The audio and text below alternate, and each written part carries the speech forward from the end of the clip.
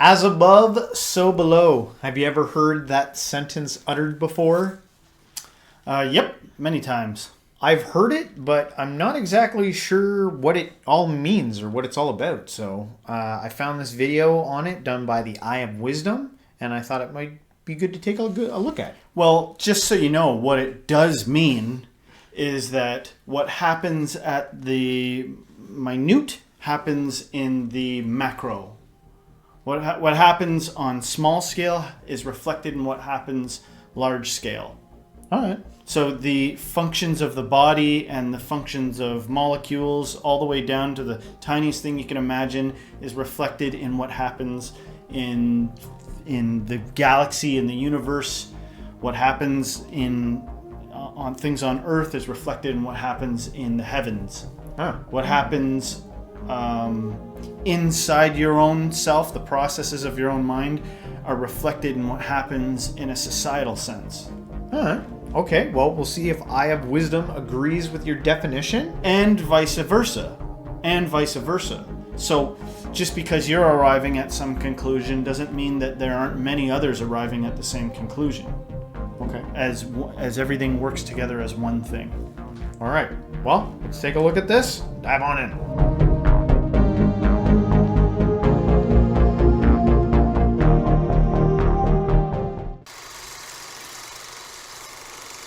Trismegistus. Thrice majestic. Have you ever wondered about the profound wisdom encoded within the phrase, as above, so below? Delve into the hidden meanings and universal truths contained within this timeless principle. Keep watching to find out the hidden meaning behind it, the meaning that no one talks about. The principle of correspondence, often summarized as above, so below, as below, so above, is a concept rooted in ancient teachings, particularly from the Hermetic tradition. It underscores the idea that there is a fundamental interconnectedness between all things in the universe. This principle suggests that patterns and phenomena observed in one realm of existence are mirrored or reflected in another, creating a sort of harmony or balance between different levels of reality. When we say as above, so below, we mean that the patterns and dynamics we observe in the larger macrocosmic world are reflected in the smaller microcosmic world and vice versa. For example, the way celestial bodies move and interact in the cosmos can be seen as analogous to the way atoms and particles behave at the quantum level. This interconnectedness suggests that there is a sort of unity or symmetry to the universe, with different scales of existence mirroring each other in profound ways. Similarly, when we say, as below, so above, we are emphasizing the idea that the microcosm reflects the macrocosm. This means that the patterns and dynamics we observe within ourselves, in our thoughts, feelings, and behaviors, are reflected in the larger universe. For instance, the way we perceive and interact with the world around us can influence the events and circumstances that unfold in our lives, echoing the broader principles of cause and effect seen in the cosmos. In contemporary times, the principle of correspondence continues to find resonance and application across various disciplines, ranging from psychology to spirituality to quantum physics. This ancient wisdom has been integrated into modern frameworks, enriching our understanding of the interconnected nature of reality. One area where correspondence is evident is in psychology, particularly in depth psychology. Depth psychology explores the deeper layers of the human psyche, acknowledging the interconnectedness between our internal states and external experiences. Concepts such as synchronicity, popularized by Swiss psychologist Carl Jung, emphasize the meaningful coincidences that occur between our thoughts, feelings, and external events. This perspective suggests that there is a correspondence between our inner psychological landscape and the outer world, highlighting the interplay between the individual and the collective unconscious. Similarly, correspondence is also present in spirituality, where it is often linked to the concept of interconnectedness. Spiritual traditions around the world recognize the inherent unity of all existence and emphasize the interconnectedness of all living beings. Practices such as meditation, prayer, and contemplation are aimed at deepening our awareness of this interconnectedness and fostering a sense of harmony with the cosmos. I just wanted to pause there when it mentioned meditation. And since there's so many different kinds of meditation, Yeah. you know what I mean? Like, so first of all, why don't you say what you think so far about this? The thing that kind of like was getting my mind rolling there was the idea that a lot of people seek escapism. They want to like exit this realm and get to somewhere else. And this video kind of suggests an idea of like where you're going is not going to be much different than where you are now. Like, where's there to go then out, you know, if it's like this here, it's going to be like that there. Where are you going? That could either be seen as a threat or a comfort, really. Yeah. It's either, because it could be a comfort too. Yeah. It's like, just chill out. This is all there is, you know? Yeah. But before you, maybe another comfort, like a comforting side to that analysis might be that reality is also extremely vast and unexplored. So there's lots out there that if like you were someone who's like, well, I don't want to have to, you know, continue to have the horrible things that are happening to me in this existence, you know, continue on. Well, again, reality's vast. What you go on to might be something totally opposite to what you're experiencing now. Yeah, I mean, it could be. It could. But I would say if the hope in that becomes a problem, you're free to drop it. Yeah. If the hope in that is helpful to you, go nuts, right? Yeah. I guess that's it. But for some reason, I wanted to talk about the meditative aspect of this, you know, because I've heard everything from, you know, guided meditations to criticisms on meditating itself to, and, you know, and experienced different things with this. But it's like, I think that sometimes people don't feel free to do things in their own way. You know what I mean? Like, whatever it is you're doing it, if you're doing it with authenticity and it is growing you in a way that you are delighting in, if it's, you know, in a nutshell, I guess what I'm suggesting is follow your bliss. Yeah. Which has like been said in the past. Yeah.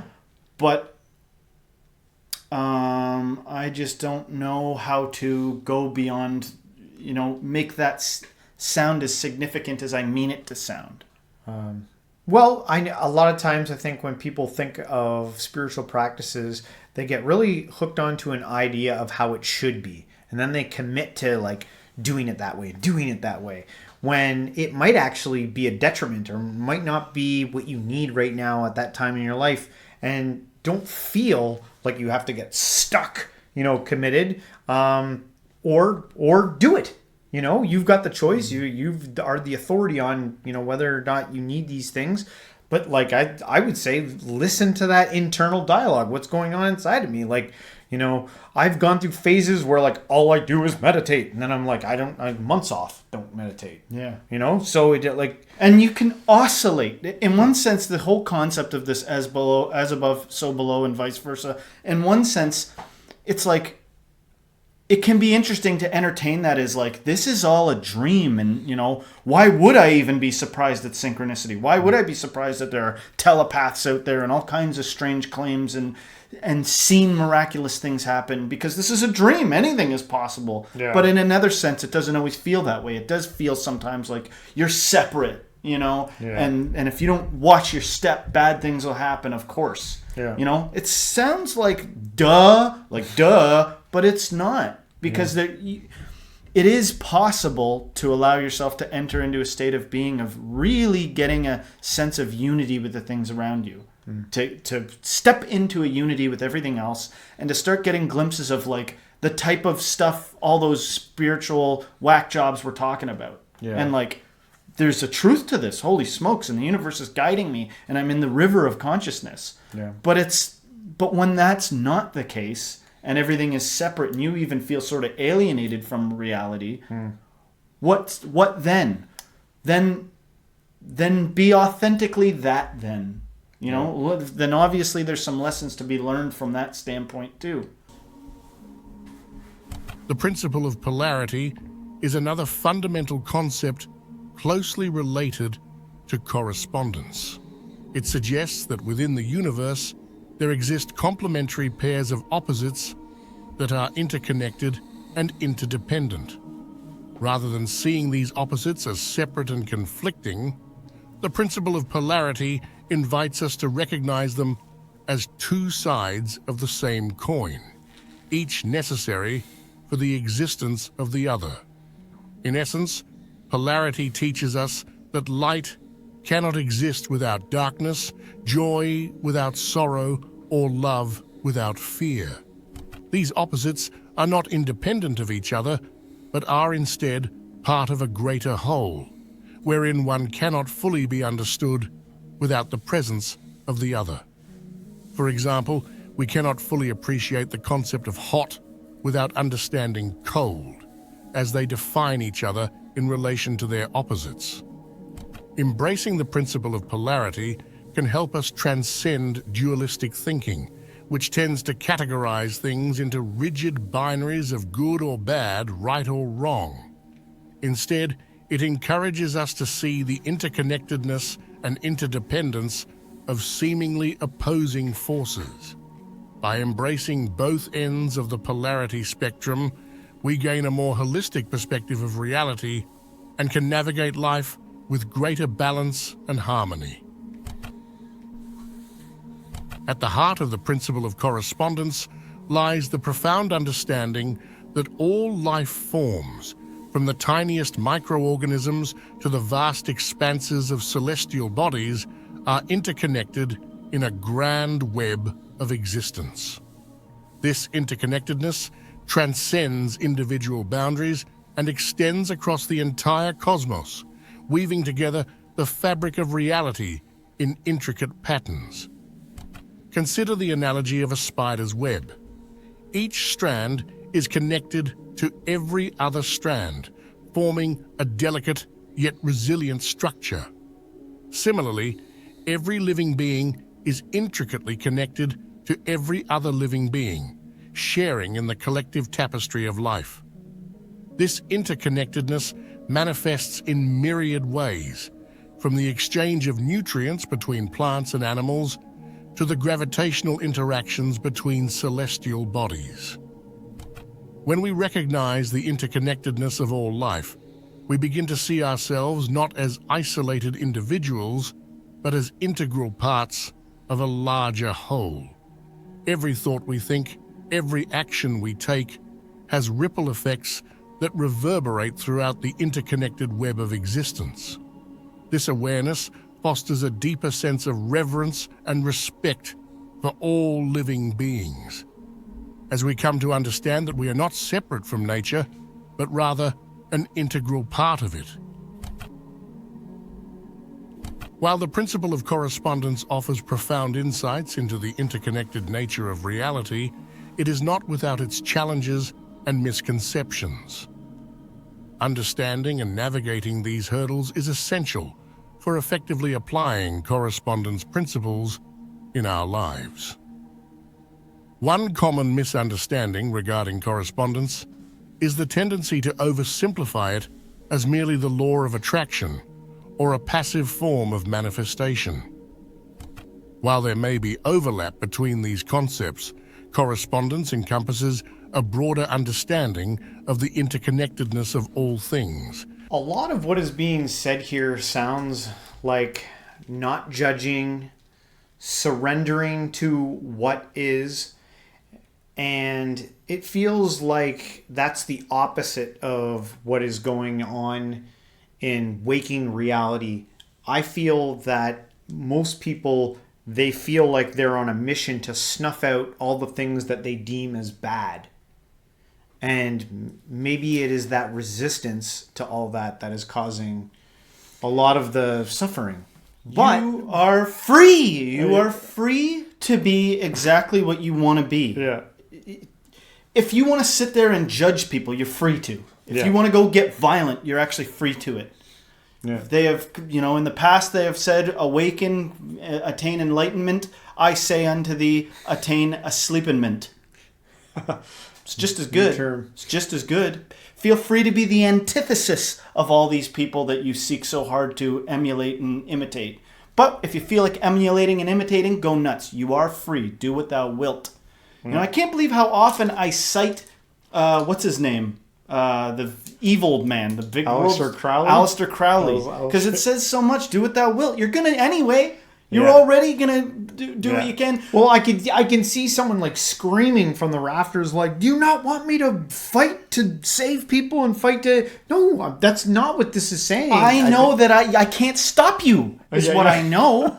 Yeah. I know that there are some times when pain and suffering are inescapable. There's Yeah. nothing you can do. You could try. You could go find something, but you might suffer more for your efforts of trying to not just feel the pain. Yeah. We learn as we go, and I don't think I've seen a person yet, not anybody that I look up to or anything, that hasn't been humiliated at some point, humbled, shown to be a bit of a charlatan, shown to have to admit I was wrong and I didn't know. Yeah. We are, and if this is true, if the outside is the inside and the inside is the outside, we're all part of the same dream anyway. Yeah. So what advice could be given? Yeah. What could be said right now? Right this week, I was kind of like, I don't think there's a God. I don't think God exists. Doesn't mean I don't believe in spirituality. Doesn't Yeah. mean I don't believe in, possibly a source or anything like that. But this idea of some identity God, that's something that dawned on me recently. But I reserve the right to oscillate between believing it and not believing it. Yeah. Sure. And why not? I'm doing my thing. Yeah. Enjoy the show. Yeah. But if that's not your thing, if you're like, I'm gonna vacation in these diluted whack jobs for a few minutes and then get back to like trying to earn my 401k, go nuts. Yeah. Enjoy. Acknowledging the complex web of relationships that shape our reality. Simply wishing for something to happen without understanding the deeper underlying patterns and dynamics may lead to disappointment and frustration. Another challenge lies in overcoming our own limitations and biases to fully embrace the principles of correspondence. In a world dominated by materialism and individualism, it can be challenging to shift our perspective to one that recognizes the interconnectedness of all life. Patience, openness, and a willingness to challenge our preconceived notions are essential for navigating this obstacle. Recognizing the intricate patterns of correspondence in our lives can serve as a powerful tool for personal growth and self-transformation. By understanding how the interconnectedness of all things influences our thoughts, emotions, and actions, we can consciously align ourselves with the flow of the universe to manifest our desires and fulfill our potential. Yeah, baby. One way to apply correspondence to personal growth is by recognizing the patterns and synchronicities that mirror our internal states and external circumstances. By journaling or reflecting on our experiences, we can identify recurring themes or symbols that may offer insight into our subconscious desires or challenges. This heightened awareness allows us to consciously work with these patterns to create positive change in our lives.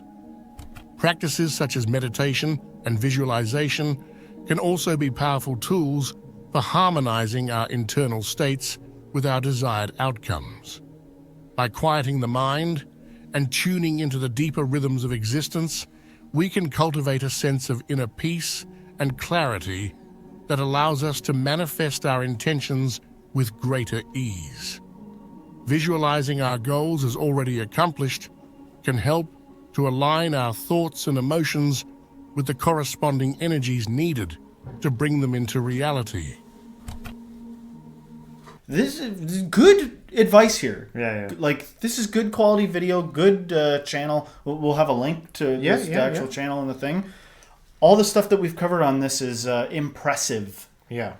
And I love that idea. Just the subtle sort of advice of taking time to go and visualize and meditate at your leisure. You know, I was on my way here today. I was listening to a guy talk that was around during the time Osho was alive. And he talked about, you know, when he was near him, Osho was in silence, meaning he wasn't doing large talks. Yeah. But he would come out into the hall or whatever, and he would just sit, and people would vibe off his resonance. You know what I mean? And then he was like, and then I would find other masters where you could, you know, they had attained that field of peace, that like energetic field of peace.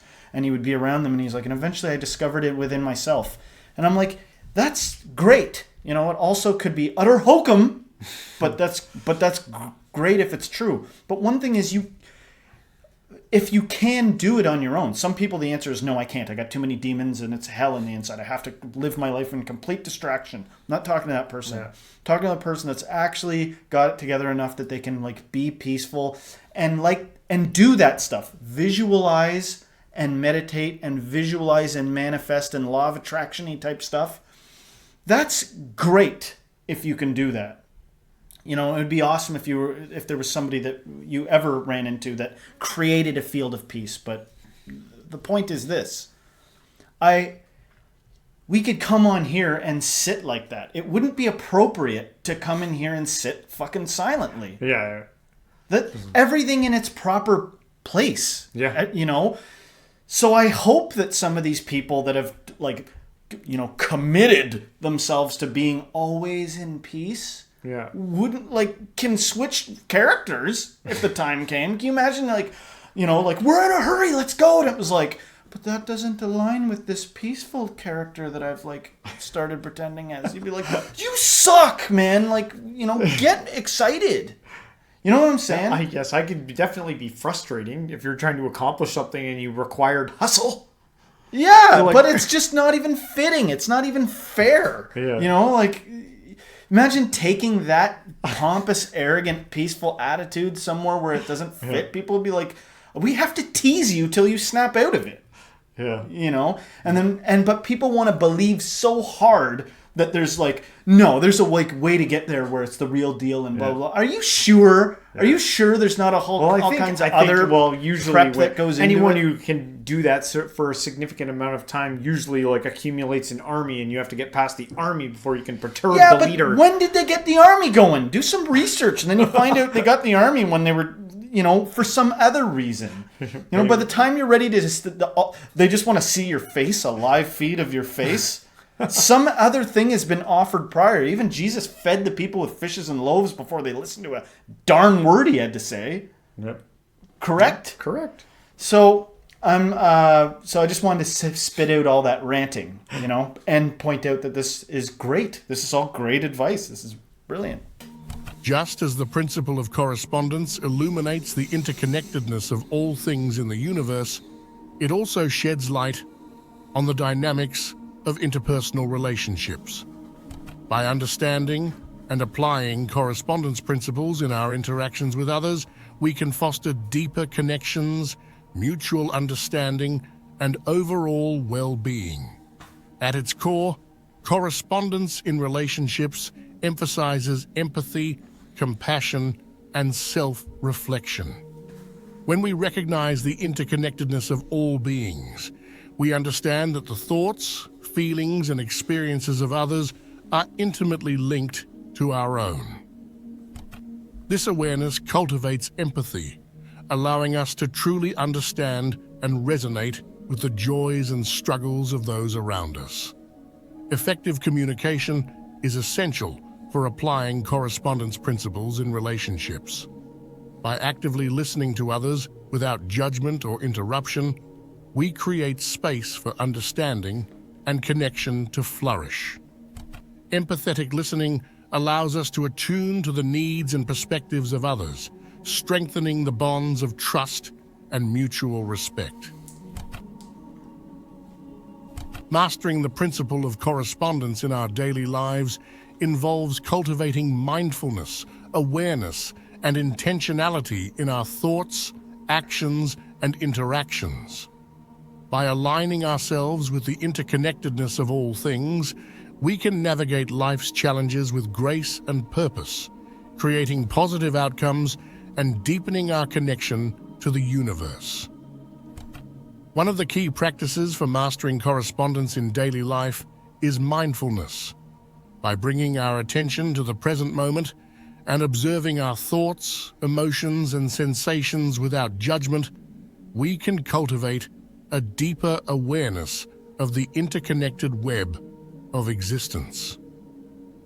Mindfulness allows us to recognize the subtle patterns and synchronicities that shape our reality, empowering us to respond to life's circumstances with clarity and wisdom. Journaling is another powerful tool for mastering correspondence in daily life. By regularly recording our thoughts, experiences, and reflections, we can gain insight into the deeper patterns and dynamics at play in our lives. Journaling allows us to track our progress, identify recurring themes or challenges, and set intentions for personal growth and transformation. Delving deeper into the principle of correspondence unveils a realm of advanced techniques and practices that offer profound insights and transformative experiences. These techniques, drawn from various spiritual traditions and metaphysical disciplines, serve as powerful tools for personal growth, self-discovery, and spiritual evolution. One such practice is the use of divinatory tools like tarot cards and astrology. These ancient systems are based on the principle of correspondence, with each symbol, archetype, and celestial body reflecting universal patterns and energies. By consulting these tools, individuals can gain deeper insight into their subconscious mind, personality traits, and life path. Tarot readings and astrological charts offer guidance and clarity, helping individuals navigate life's challenges and make informed decisions in alignment with their highest good. Sorry I was so ranty, everybody. Sorry I was so aggressive. This is one of our first video backs from having time off. Yeah. And I feel like I'm still getting the hang of everything. I probably didn't mean half the stuff I said in this video. Or the last video. Well, that's okay. You know, it's funny you said that, because one of the things that I pulled out of this, and there were many things I could have pulled off, was just the idea of empathetic listening. And it just got me kind of thinking about people living their day-to-day regular lives, going to work, and you have to work around a bunch of people, and they're going through probably similar things that you're going through, trying to pay bills and do all the things that they got to do. And I think being able to calm down and get out of that rush and be an empathetic ear and hear some people and things listen. You don't understand, and even when you're forced to be in a rush. I know what it's like, man. You're at work and it's like, this quota's got to be made and things got to get done. Yes, but we also have to be human at the same time too. Mm-hmm. We got to listen to each other. So I don't know. I just thought that stuck out to me. Empathetic listening. I'm listening as hard as I can right now, so that you hopefully feel like I'm empathetically listening. I hear you. All right, guys. Hopefully you liked our reaction on this one. If you did, don't forget to hit the like, subscribe, share this with a friend, and everyone. Till next time, Stay spiritual.